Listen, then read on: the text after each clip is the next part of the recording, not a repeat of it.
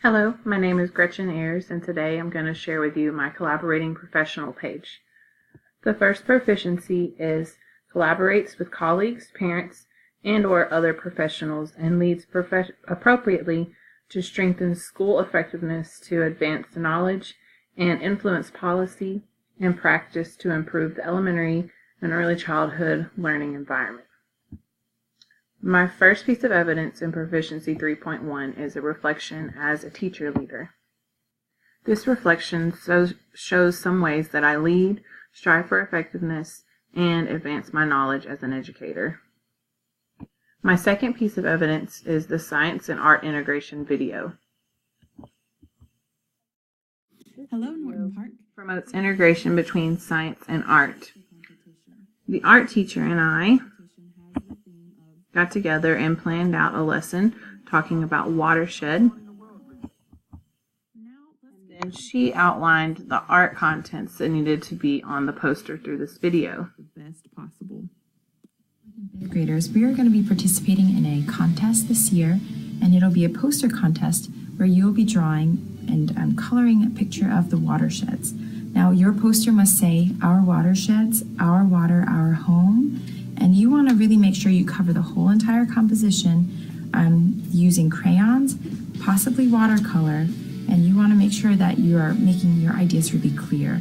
If I were you, I would think about where you want to place your words. Maybe they'll be stacked on top of each other, maybe they'll go straight across the page, but either way, you want that to be really visible, and you want to make sure your images are backing up that idea. I'm sure Miss Ayers is going to talk to you about all the different images that might come to mind when you think about watersheds.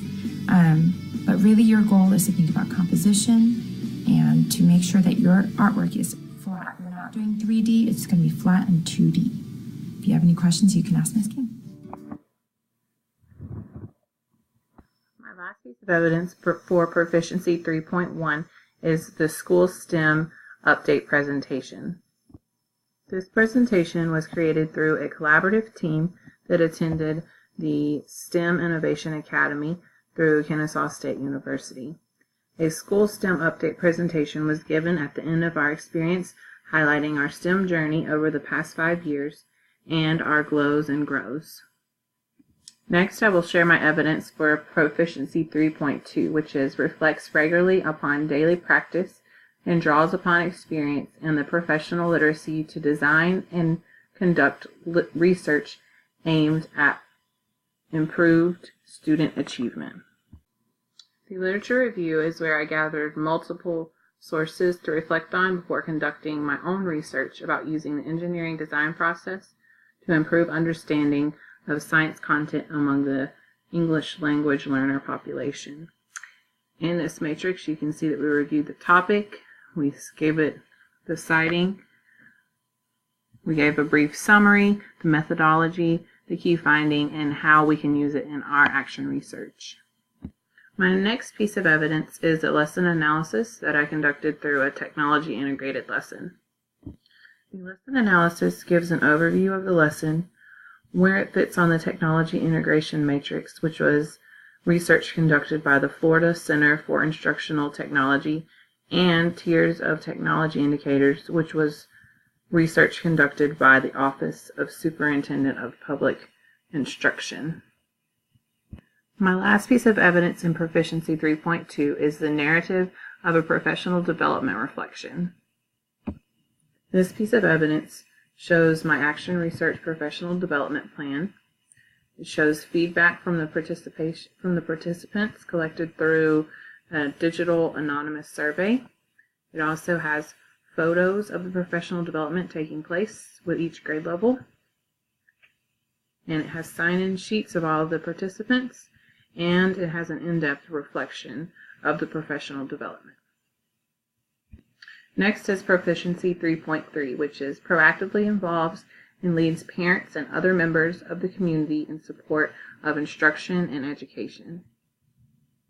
My first piece of evidence is the Professional Learning Community Leader Professional Development. This is a presentation that is an example of one that was presented quarterly that I led for Cobb County School District. The professional development focused on the New Georgia state standards of excellence in science. It focused on three-dimensional learning, 5E lesson plan model, the science and engineering practices, and cross-cutting concepts. We also modeled a lesson. My second piece of evidence is a picture from the award ceremony where I was awarded Teacher of the Year, which was such an honor. My last piece of evidence for Proficiency 3.3 is a team meeting notes where I serve as the grade level chairperson and on the building leadership team. Proficiency 3.4 is engages in ongoing professional development by joining professional organizations, participating in conferences, mentoring new staff, and staying current by reading professional journals with the goal of becoming a stronger educator. My first piece of evidence is the role of a mentor with a first-year teacher. The new teacher and I met weekly or whenever things needed to be discussed about class behavior, routines, how to implement school-wide projects, or just general encouragement. My next piece of evidence is the Teacher of the Year candidate form. This shows my accomplishments this year, the PLCs or professional learning communities I'm a part of and lead, like the building leadership, the school culture, planning and organization, the STEM PLC, and the Positive Behavior Intervention System PLC. My last piece of evidence is professional development trainings I was able to attend, such as NSTA, STEM Innovation Academy, STEM Walkthroughs, and STEM Forum in Athens, Georgia. I was also able to lead a training at STEMapalooza this year. My evidence shows a training that I co-taught called STEMtastic in Third.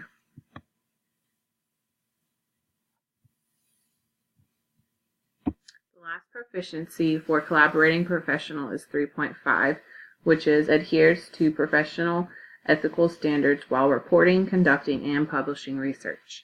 My first piece of evidence is my action research paper. The data collected is reported in an ethical way while productively reporting the findings. My next piece of evidence is teacher interviews I collected through the school culture data collection.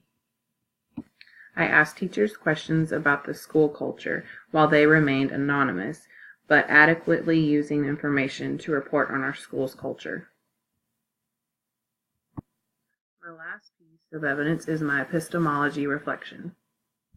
This reflection compares different types of research and allowed me to reflect on my beliefs as a researcher on how research should not be influenced or biased.